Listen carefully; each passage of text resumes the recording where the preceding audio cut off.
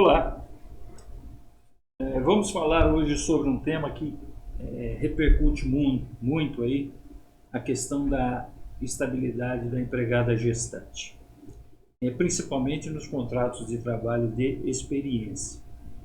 O Supremo Tribunal Federal fixou o tema de repercussão geral 497, tá? Em que ele trata desse assunto, onde a dispensa da empregada gestante dá o direito à estabilidade ou indenização em caso de rescisão do contrato de trabalho sem justa causa ou de forma arbitrária. Se o empregador dispensar desta forma, então a empregada teria direito à estabilidade ou então à indenização substitutiva.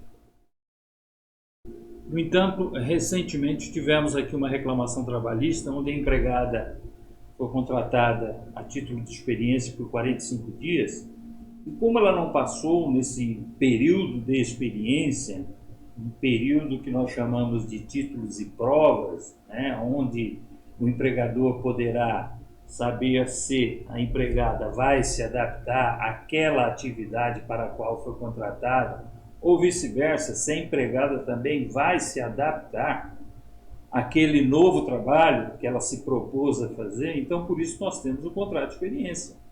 Então, é um contrato que ambas as partes sabem o dia do início e o dia do término. Pois bem, essa empregada, por sua vez, foi contratada e como ela não se adaptou ao trabalho, ela foi dispensada no período. Trabalhou 43 dias, o empregador a dispensou, pagando todos os seus direitos, tudo direitinho, sem problema nenhum, né? E a empregada foi embora, se deu por satisfeita, está tudo bem. No entanto, aqui vem uma surpresa que nos deixa muito aflito, incomodado. Para quem defende a empresa, né, os advogados que defendem a empresa sabem dessas dificuldades, esses protecionismos, né?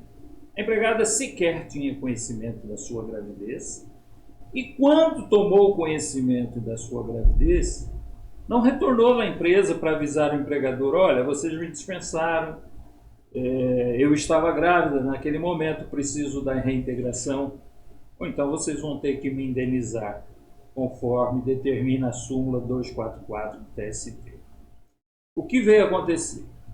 Após 23 meses e 10 dias do encerramento deste contrato de trabalho, o filho já contando com 11 meses de idade, a empregada resolveu então, vamos entrar com a reclamação trabalhista, falta um mês aí para prescrição, ela teria aí, faltava um mês para prescrever o seu direito, ela ajuizou a reclamação trabalhista. Muito bem, é um direito dela, está dentro do período prescricional, ok, sem problema nenhum. O que traz uma certa preocupação é a maneira como isso se deu. Ela não retornou, ela não comunicou ao empregador, ela esperou o filho nascer e ajuizou a reclamação no prazo prescricional, dentro do prazo prescricional. Essa ação, então, devidamente instruída, tudo mais, a juíza de primeira instância, então, entendeu por bem julgar esta ação improcedente, até por vislumbrar ali uma certa litigância de má-fé, vamos dizer assim, embora não tenha sido considerada essa situação. A reclamante, então, por meio da sua advogada, vale lembrar, a advogada trabalhou muito bem no processo, né? Embora não seria o caso aqui se tratar desse assunto, mas entrou com recurso ordinário e no recurso ordinário a ação também foi julgada, foi negado provimento ao recurso ordinário e o Tribunal Regional do Trabalho aqui da 2ª Região foi muito mais além. E ele então colocou que aquilo era uma tentativa, sim, de enriquecimento ilícito, uma forma não ortodoxa, né, de se comportar dentro de um processo ou pelo menos comunicar o seu empregador desta situação. E ao mesmo tempo disse que por ter deixado transcorrer todo esse período, teria a empregada, então, renunciado ao direito à sua reintegração, assim como, consequentemente, o direito à indenização. Pois bem, inconformada com isso, então a empregada entrou com recurso de revista no TST, em uma simples petição sem muita fundamentação, mas exclusivamente na súmula 244 do TST.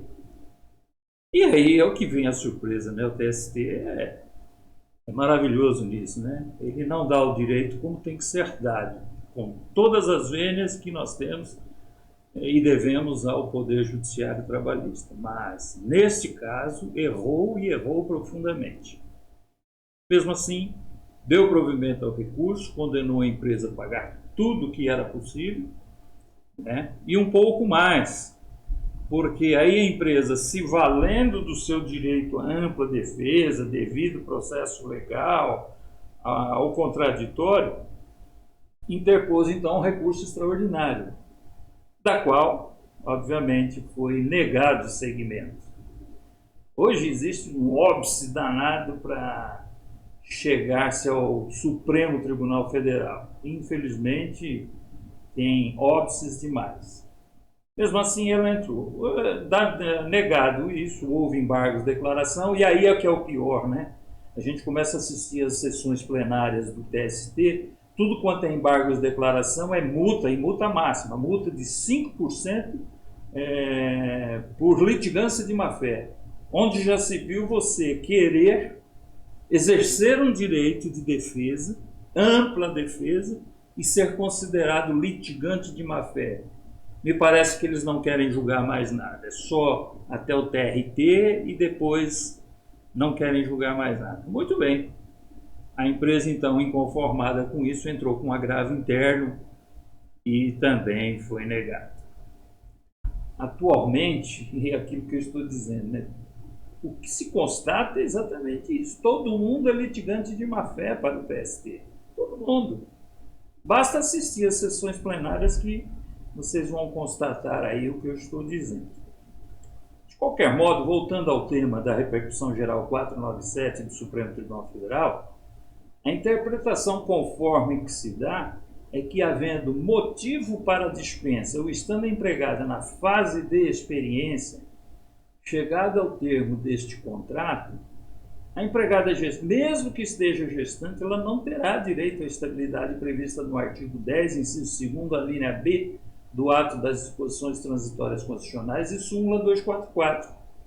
Aliás, se lermos atentamente o tema de repercussão geral do Supremo Tribunal Federal 497, a súmula 244 do TST está superada, né? Porque o Supremo Tribunal Federal deu interpretação conforme ao dispositivo legal, uma vez que a manutenção da súmula 244 do TST impõe sacrifício ao empregador e, quando não, cria até mesmo obstáculo à contratação de mulheres em face desses entraves encontrados pelo empregador. O empregador tem medo de contratar a mulher porque, numa eventual não aprovação no contrato de experiência, se mandar embora e descobrir posteriormente que estava grávida, tem direito a tudo. Quer dizer, a funcionária não serve para aquela função, mas por ela estar grávida, sob o argumento da proteção da mulher e proteção do nascituro, coloca-se sacrifício ao empregador que tem que pagar todos os salários, né? Todo o período, todos os benefícios de quem não serve para aquela função. Então falta uma análise mais detida disso. E precisa ser revista essas situações. Por isso que a repercussão geral 497 veio dar interpretação conforme a isso. Porque é preciso melhorar a situação, né? Acaba mitigando também a abertura de novas vagas para mulheres, se esta situação permanecer, né?